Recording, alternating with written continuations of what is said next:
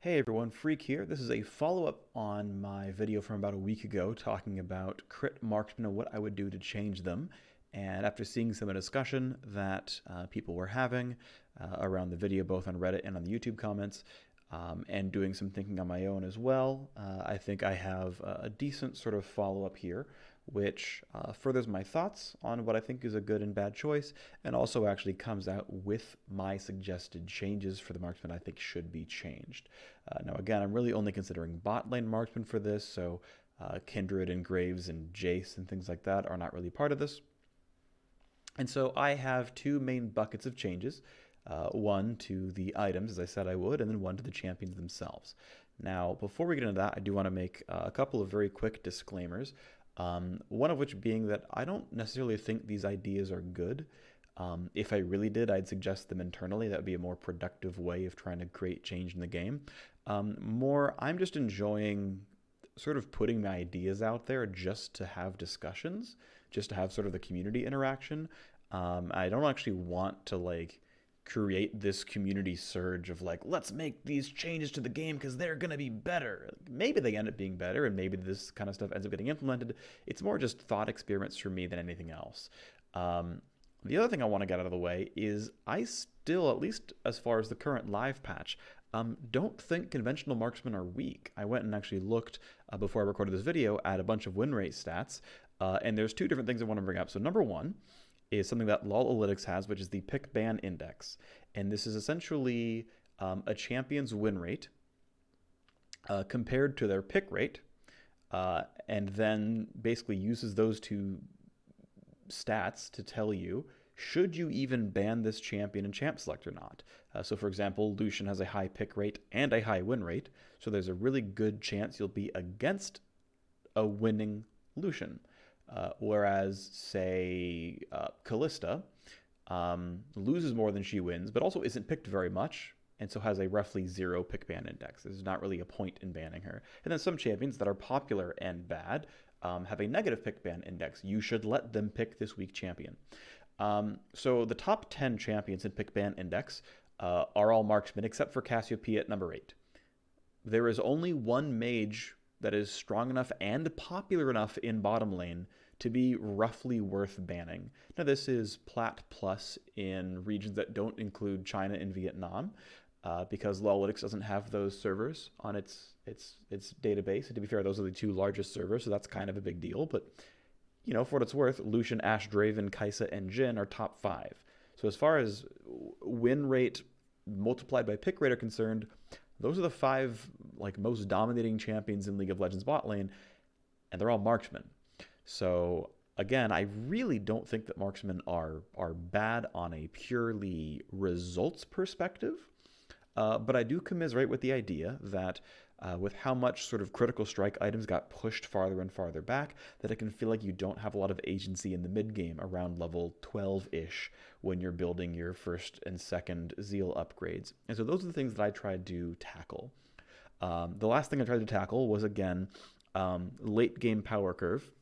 That if I thought your champion had a really sort of important active ability, I wanted its damage to still be relevant late game. These changes are going to come out looking like a whole bunch of buffs, or in some cases nerfs when champions need buffs. These are not changes that I would just ship by themselves live. I would have other follow-up changes like attack speed per level scaling or something else to make the champions, I think, more fair. But ultimately, it became this sort of dive into just how much damage are these champions' active abilities really doing, and are those numbers fair? And I basically went in and said, okay, what should these numbers be instead, such that this ability would still be relevant in a late game team fight? And that's where we got to. And that's kind of where I ended up being. So let's get into item changes and what I would do with those. And I will turn on my dock. So I want to change Kirchai's Shard from Dagger plus upgrade to Pickaxe plus upgrade. And not just that, I want Pickaxe to be 675 gold and give 20 attack damage. I want to slightly slim down Pickaxe. Now, this can certainly make a lot of recall timings easier and can make your landing phase a bit nicer as an AD carry, and that might be its own intrinsic positive.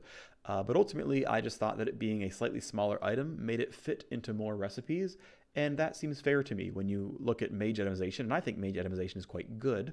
It has Amp Tome, and then twice the size is Blasting Wand, and then one size larger is Needlessly Large Rod. Now, to be fair, that goes 20, 40, 60, and here we're going 10, 20, 40. So like we're doubling every time with AD carry items. We're not quite doing that with mage items.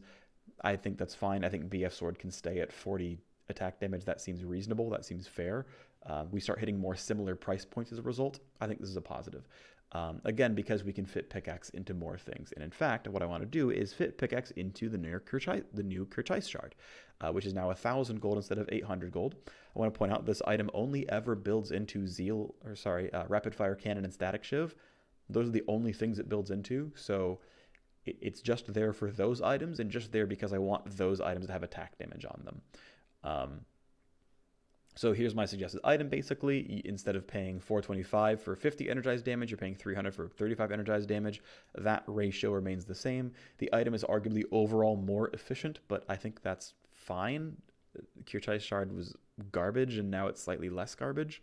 I think it's still not a good item, but I think this is fine to make Kerchise Shard slightly better. I do not think that Kerchise Shard and its ilk is going to be poached by Rangar and Kha'Zix and stuff very much. Certainly it can a little bit. Yes, it's some more burst. Yes, it's 35 damage at the very start. It's a very bad Dusk Blade as a result. But I don't really think Rapid Fire and Shiv are really going to get poached that heavily. And if they do, again, it's only a 20 attack damage item. It's not that big of a deal. Maybe there has to be follow-up on Assassins as a result because item poaching is a thing, but this is a change that I thought was worth doing to have one more pickaxe that you could add to your inventory and feel good about it in the mid-game, right? You can go BF Sword into pickaxe, into Kerchise Shard, upgrade a Rapid Fire Cannon, build another pickaxe, build yourself Infinity Edge. I think that's a positive. You can get your stepping stones. Anyway, my updates to Rapid Fire Cannon, Static Shiv, and Phantom Dancer are up next.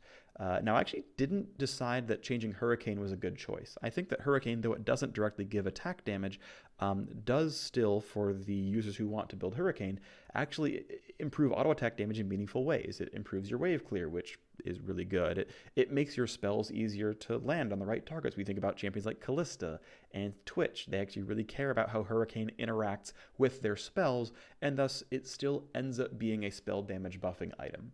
And I didn't feel like you needed to really add more attack damage to that thing. I thought it worked out pretty well. And also it let it feel good on champions like Kog'Maw and other pure on-hit users. And I didn't feel like they needed to get 20 attack damage in their builds. And I would have to siphon off attack speed, which feels bad. And I think that would have some really bad repercussions. So this item goes from giving 30 attack speed, 30 crit, to 20 attack speed, 25 crit. That frees up just enough space to add 20 attack damage onto the item. Efficiency does still go up by quite a bit. It goes from 78% efficient to 87% efficient on the pure stats, which means that the energized damage probably does go down.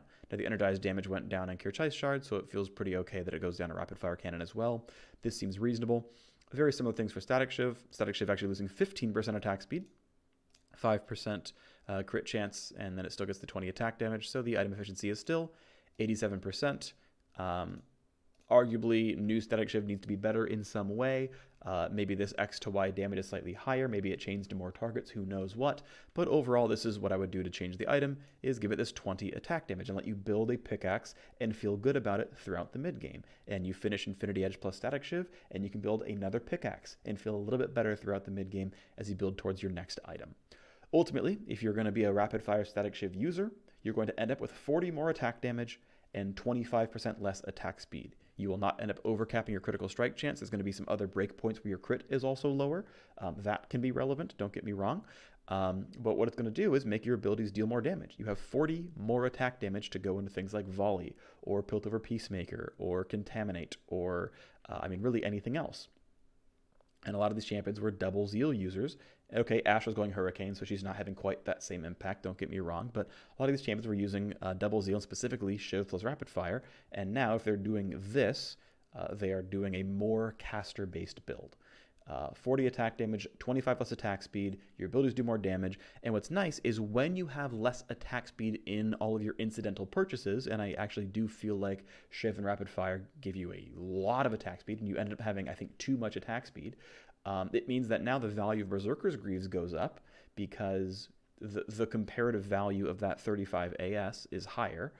I think that is a good thing, that more AD carries are trying to go into Berserker's Greaves, because I think too often they're just forsaking their obvious damage item and just going Tabbies or Merc Treads or Swifties, and that feels wrong, that they're not properly rewarded for building the damage item in Berserker's Greaves. It also means that CDR boots go up in value, because if you have 40 more attack damage to pump into your abilities, well, you might want to lower their cooldowns a bit more, and that might be valuable in that case. And so you have the offensive boot choices go up in value, which I think is a good thing, because if you're trying to kill these AD carries, well, they are less likely to have Tabby and shutting down your Zed. I think that's a positive. It also means that attack speed steroids that kits might have go up in value.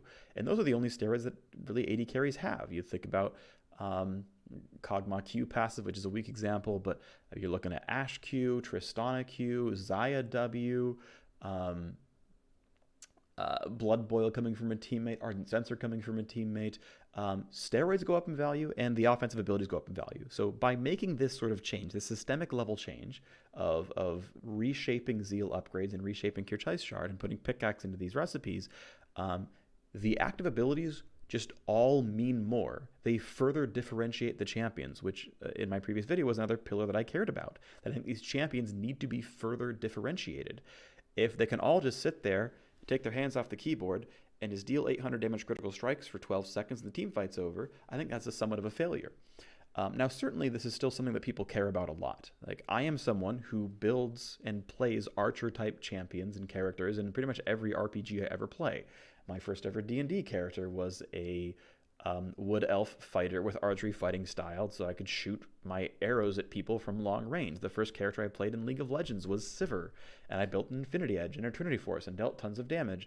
Like, my main role is bot lane. If you made me play one game for my life and all champions were equally balanced, I would pick Jinx. Like, this is a playstyle that trust me, that I appreciate and enjoy and like. I want to auto attack for a living.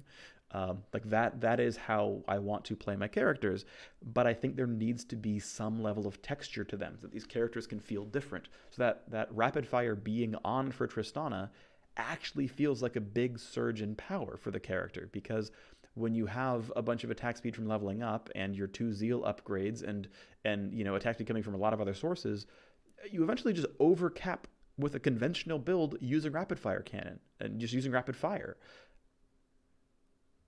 The character's supposed to be built this way, and you overcap with your own steroid? Like, that seems pretty bad. Jinx can do the same thing with her Q, because it gives 110% attack speed, that until you get excited, you just overcap. A fairly reasonable build on Varus. His passive does the same thing. He overcaps.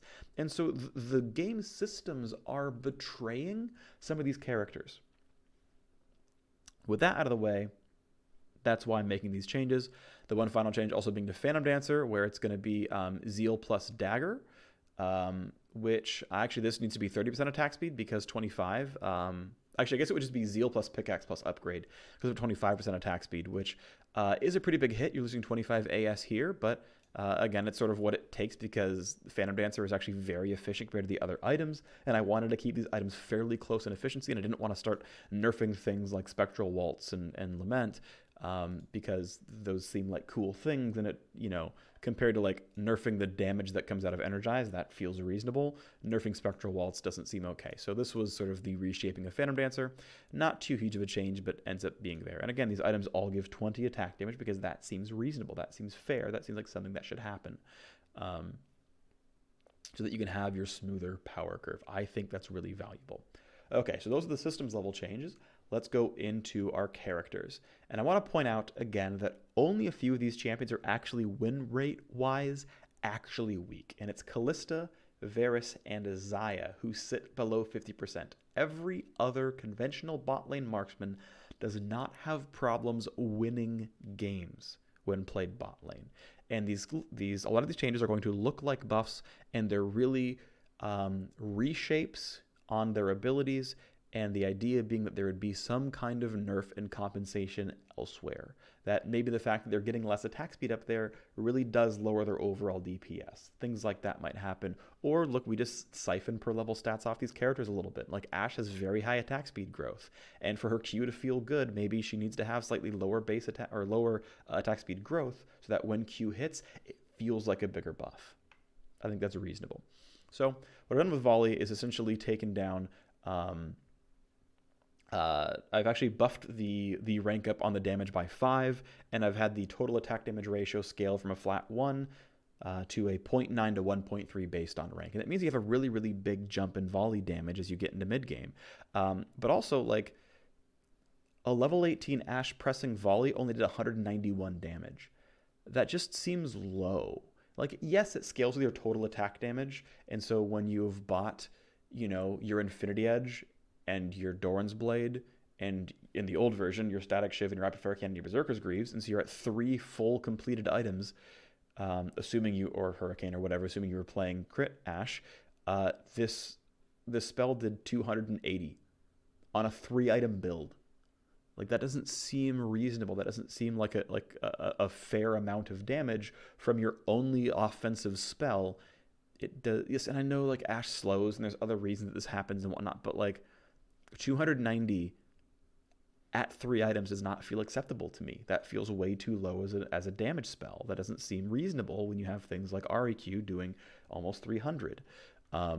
So new volley has 245 as the base damage, and the ratio is 30% higher. And considering that if you're going Infinity Edge, Hurricane, Rapid Fire Cannon on Ashe, okay, well that's 110, right? You have 20 more attack than before, plus 30% higher on the ratio. So now, yes, you've actually got an almost 400 damage volley, which seems reasonable for 3 items. And there we go. It's going to be more like 375, but like that seems fair for 3 items. 3-item Ari definitely does that much damage with their spells, and this seems okay. And again, yes, Ashe might need to lose DPS somewhere. Maybe we nerf Berserker Greaves by 5%. Her attack speed growth goes down by 1%. Who knows? But like, there's 2 things that go on here. One, now volley is a bigger part of her damage output, and so getting that cooldown back and landing the skill shot, or a tank getting in the way and blocking it, is a bigger deal. But it also means that if Ashe isn't doing well and she's sitting in the back lines and doesn't have much to contribute, well, at least your spell does a respectable base damage of 245. Something. And this could honestly go a lot higher, but the base damage was so low it felt weird going more than sort of 28% higher in the damage overall. Maybe it should have been, but that's where I ended up. Next up, the champions that I wanted to change is Caitlyn, and this is actually really, really, really minor and finicky. She actually has really good sort of general game growth with her total AD ratios. This is generally fine. This is taking a stab at making her R a total AD ratio. This doesn't have to happen. It's more just, hey, it's here in case you want it. But basically changing the base damage from these flat damages with a bonus ratio to simply adding a total ratio and slightly softening the rank ups. You can kind of see here, sometimes it's worse, sometimes it's better. The actual total attack damage ratio is the same at 2.0. The amount you gain from building attack damage is the same. It's more just simply slightly pushing back when the damage comes in so that, a level 10 Caitlyn can feel good that her base damage is 11 higher. Maybe this is not important. Maybe it's not the right choice. Again, it's really finicky. I don't think the ratios are bad. And ultimates have the nice sort of benefit of scaling on their own because you keep ranking them up at 6, at 11, at 16. They have their own passive growth anyway. So this is really much more minor. I didn't think this really needed a reshape. It was here taking a stab at it in case it wanted to be there. Next up is Sivir. And Sivir is, again, one where actually the base damage is pretty solid, and it also was already a total attack damage ratio. Sivir used to scale from a 0.7 to a 1.1 total AD ratio, and you can see the base damage is here. Keep in mind this is only the first half of the Q. The second half does 80%-ish or maybe less damage, and maybe it goes down from there. But okay, what feels like a reasonable damage for Sivir? And 240 on the way out and about 200 on the way back. Really, really high for level 18 character without any items. That seems pretty reasonable. But of course, it gets blocked by minions a lot. You don't frequently get the full damage. Maybe it can go up slightly. And so I said, okay, yeah, maybe it does go up slightly. And in fact, maybe we give it a slightly higher ratio where instead of scaling from 0.7 to 1.1, it scales from 0.7 to 1.3. And this ratio is 5 to 20% higher by the mid game. It doesn't take very much attack damage to buff that spell. It very quickly gets to a higher damage ability. And maybe this is unreasonable. Maybe this is too big of a buff. And again, Sivir's already doing pretty well, but considering Sivir's only other tool is spell shielding herself and then trying to auto attack at 500 range, maybe she deserves to have a really, really strong poke ability. It's still got like an 8-second or so cooldown. Maybe it's reasonable. This is just exceptionally high as a damage spell. Maybe it's not. Maybe it's actually already okay. Again, sort of Similar to the Caitlyn R change, this already scales pretty well, and I mostly just said, hey, what if we gave it a higher AD ratio later on in the game so that, if Saber's really having a bad time and she's stuck on 2 items at, level 11 or something, well, okay, have an 18% higher AD ratio, where it's definitely always going to do more damage in this case. And that Q poke can mean a little bit more. Maybe we can push that a little bit stronger. And if she gets you isolated and lands both Qs, yeah, she deserves to do 500 damage. Maybe that's okay. Maybe it's not, but that was kind of my feeling on it. Next up are the champions that I was going to do sort of simple scaling buff changes to was Tristana. I think Tristana E, and you can look at the old values here. I think Tristana E had some really, really wacky numbers on it, where the old base damage, this is after hitting someone 4 times, by the way. So you pressed E on them, you've maxed it first, and you've landed 4 auto attacks. Well, rank 1 of the ability, which to be fair, you could pretty much never get 4 autos on because you couldn't attack fast enough, but if you somehow could, exceptionally high 154 base damage is ludicrous for a rank 1 ability. That's better than a double hit Sivir Q in most cases. But also, rank 5 of the ability, after landing 4 auto attacks, only does 240. And this is, okay, it's not a single target spell. It does hit multiple people, so, that's really cool. Hitting someone 4 times is not that hard, and it's not even a skill shot, but this still feels pretty low for having a prerequisite for getting damage out of it. This just doesn't really feel reasonable, especially with, again, we consider what Tristana normally builds, which is Infinity Edge into Rapid Fire Cannon and a Static Shiv, and you've got 1 damage item for 10,000 gold, and this just doesn't seem reasonable that the damage is actually this low on the character. Now, it gets carried by a really, really high bonus attack damage. So yeah, if you have another 100 AD, then this becomes another 286 base damage. And okay, yeah, if you have Infinity Edge plus, your Doran's Blade plus runes, okay, sure, the spell is doing more like 500 damage, but it sits at 500 damage, right? This like level 9 power spike just sits there and sits there and sits there and sits there, and it kind of falls off a cliff, I think, for a fairly long time. And so I said, okay, let's make this ability have a total attack damage ratio. And I picked some different numbers, right? The AD ratio is 1.5 at level 1 and only scales up to 2.7. But as you can kind of see here, like, you're not going to get 80 attack damage at level 5. And realistically, you're not going to get, you might have 170 bonus attack damage at level 10.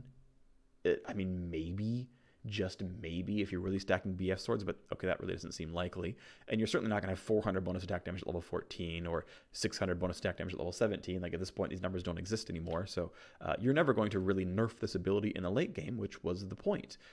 I think this ability deserves to have a 300 damage base damage if you can hit someone 4 times. I think the prerequisite of doing that, I think that's reasonable. And yes, the ability has a substantially higher damage value on it. But, it has this damage value with its lower scaling. And yeah, you're still going to spike pretty hard at 9 with 1 item, but it's going to grow with you. It's going to remain really strong.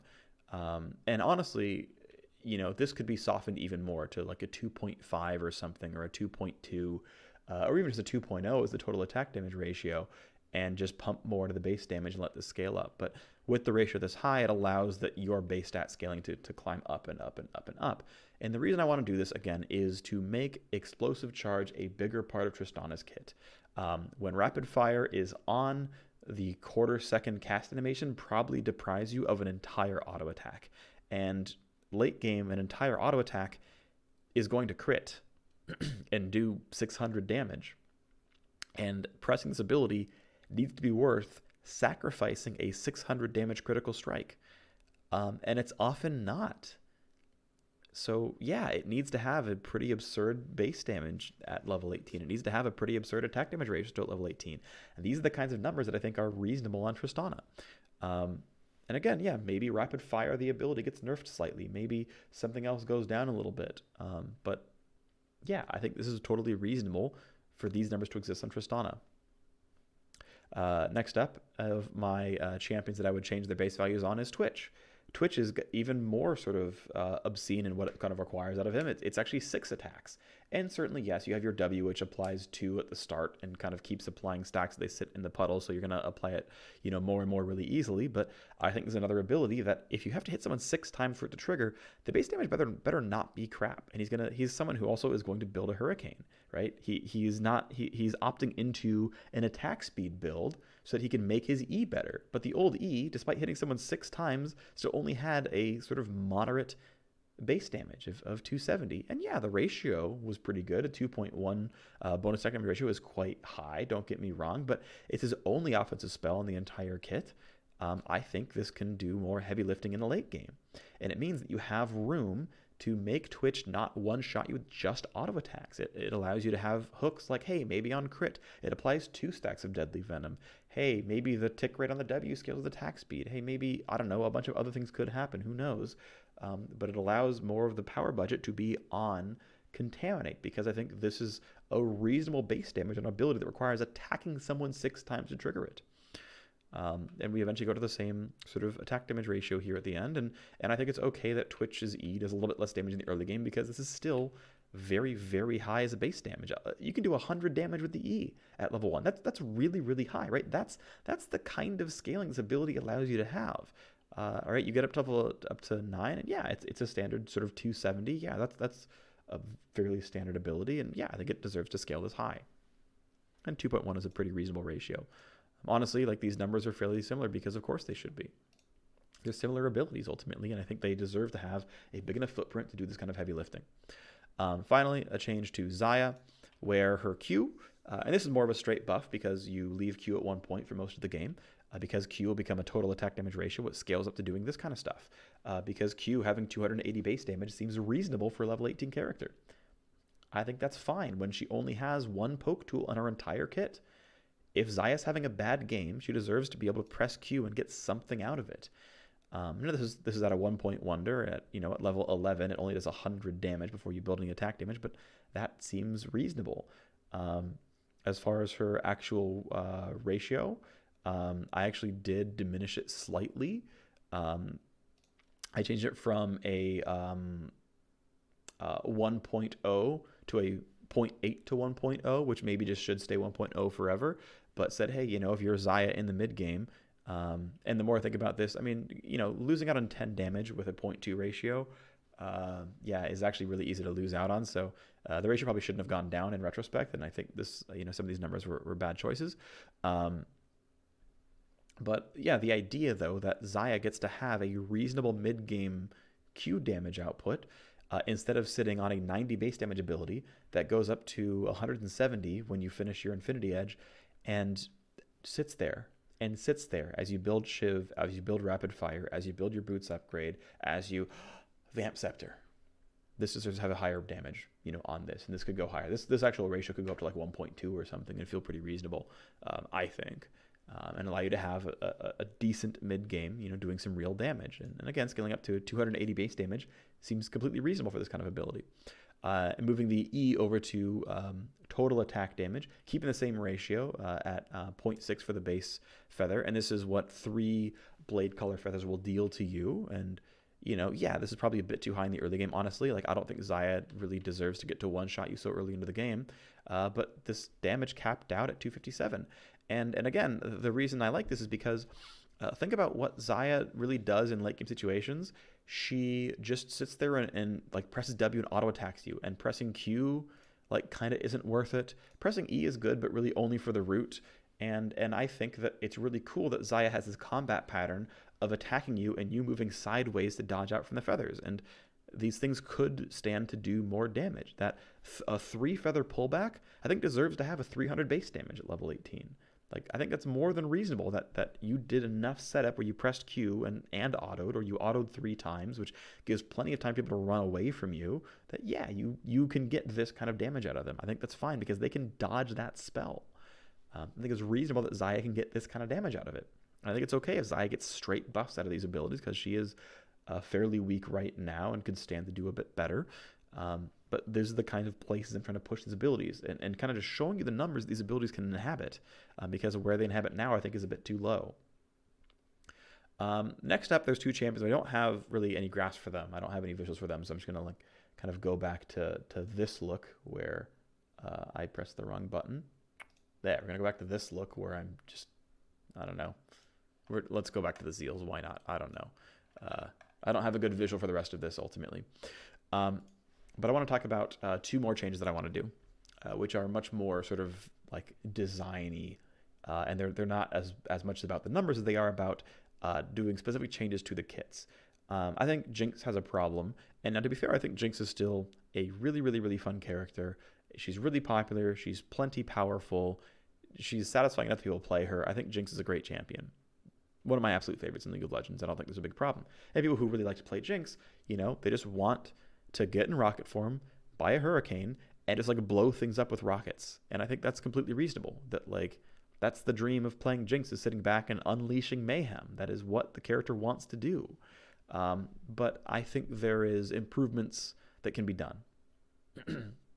And the primary thing is, I think Jinx needs to have a better incentive to be in minigun form. I think the power difference between minigun and rocket is not close enough. That really in any given team fight, you're just sitting in rocket form at max range and just I'm just plugging away. And again, because of how much sort of just incredible amounts of attack speed are in the game, because you're building Hurricane plus Berserker's Griefs, plus a rapid fire cannon, plus you're leveling up, plus everything else, and you've got Legend Alacrity, and you've got automatic attack speed, and your rune choices down there. Like, you already attack fast enough in rocket form that it still feels like you attack fast. Even though it has a penalty to your attack speed, you still feel like you attack fast. And I want to lower that a little bit. I want Rocket Jinx to still feel good and blow stuff up, but it's so obviously the best form. It's kind of ridiculous. And so one thing again is with these items giving more attack damage, less attack speed, that the simple value of being in minigun and gaining more attack speed goes up. That the value of your attack speed that comes with your kit, the entire reason you have a minigun, is better. I think that is a big positive. But also I would consider things like, hey, maybe we can lower the rocket damage a little bit. Maybe it doesn't do that 10% bonus damage. Maybe it goes less than 100% damage, and you actually rely on the splash to make it good at range. Maybe the mana cost goes up, or her mana scaling goes down slightly. I don't know, like maybe that's not a good choice, but making Jinx have some gameplay other than sit at 700 range and just A-click, and giving her a ceiling to say, you know what, now I'm going to go into minigun form. Now I'm going to walk into 500 range, but my DPS actually doubled. Maybe it's got some multiplicative scaling on it or something, but some reason to say, no, good Jinxes go into minigun form, close the gap, and blow you up. And I don't think that exists right now. So I would want something that pushes that gap. And these item changes do that a little bit.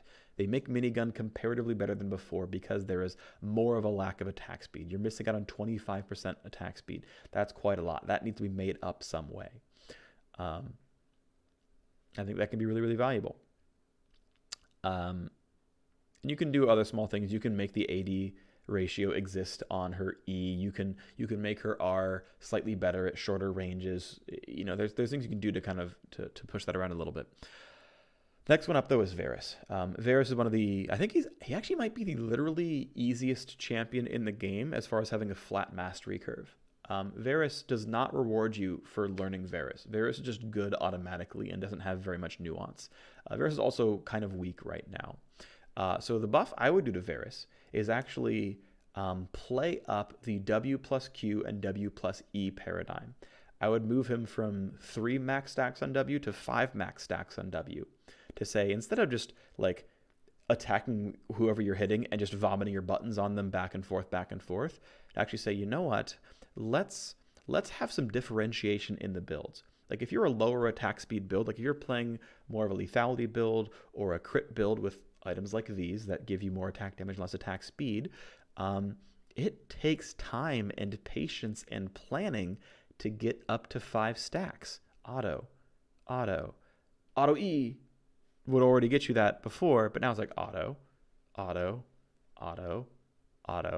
oh, your fifth hit, now I throw my E down for you. And now there's actually some decision making around, do I want my E for the slow, or do I want to actually get myself maximum damage through my W? And then it's 5 more auto attacks for the Q, and setting up with my ultimate and setting up these ult snipes and getting bigger hits there. Like that, I think, is a really big positive. You can get these big chunky hits coming out, and it allows you to siphon some power off of this overcapping attack speed passive and off of what I think is a fairly lame W on hit damage that just like is there and isn't very exciting. I think you can do cooler things by his really cool kit is he can repeatedly cash in on these stacks, and you can maybe introduce cooldown mechanics where if you cash in a 5 stack, your E cooldown goes down by 2 seconds. Your Q already does that. If your Q triggers blight stacks, its cooldown goes down by 2. Cool, do the same thing with the E. Its cooldown can go down if you cash in enough blight stacks. You can kind of keep doing this 5 auto cash in sort of pattern. It's almost a little bit more like silver bolts where you're like, now one more, and it's like you're like really clamoring for that last hit, and you don't get there otherwise. If you're playing attack speed on hit Varus, getting up to 5 is your reward. Like, yeah, I'm going to hit you 3 times. Bam, bam, bam, bam, bam. Okay, I've stacked you. I think that can be really cool as well. That you're still cashing in. You're just cashing in different ways. You have different ways of sort of getting there. And I think that's cool growth.